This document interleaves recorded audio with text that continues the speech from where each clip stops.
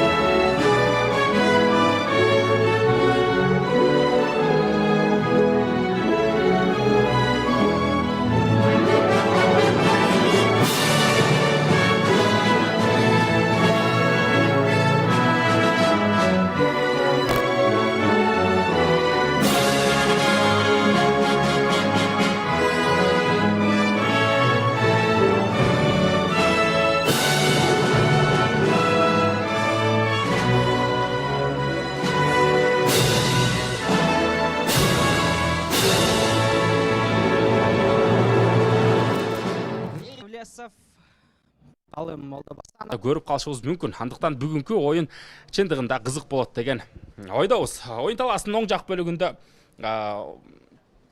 қызыл түстегі бұл Ошму командасы, ал эми ойын таласының сол жақ бөлігінде сары қара түстегі бұл Алай командалары. Назарыңыздарда бүгінгі қалыстардың бригадасы менен биргеликте демек ойын таласын анықтап алып.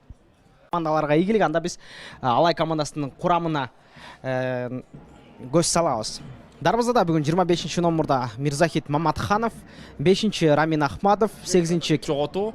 Бирок Рамин Ахметов қатайшылығын жауап кетті. Илдар Алекперовқа мықты пас, және Илдар Алекперов шығарып беру. Гол!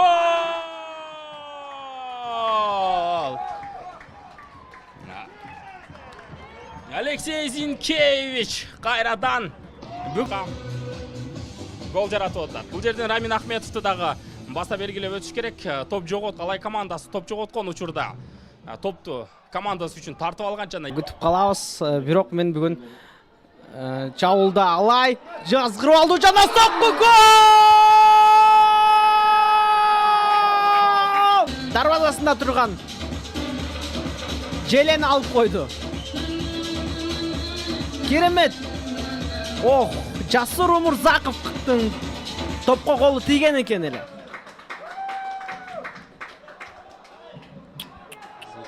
Мықты кирип бару, андай керемет соқ.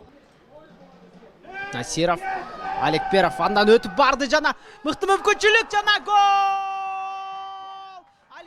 Дағы бір соңғы учурда есіңіздер салайық, Илдар Алекперов оң канаттан кирип барган жана Зинкевичке мықты кесип берген. Зинкевич ал эми өзүнүн экинчи голун тагыраагы дубль. Зинкевич өзү кирип барууда.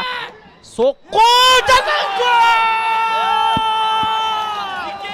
Эмне деген гол! Керемет кирип бару, жана алыскы тогуздукка. Ох, мына трик. Зинкевич өтө тактык менен. Есеп сандары 4-0. Ошму командасы бүгін бардық жағынан жетіше алған жоқ. Ошол эле тактикалык жактан оюнчулары дагы Ричардтын да оюну чыккан жок. Айтор бүгүн Илбирс менен болгон оюнду көргөзө алышкан жок, бир сөз менен айтканда.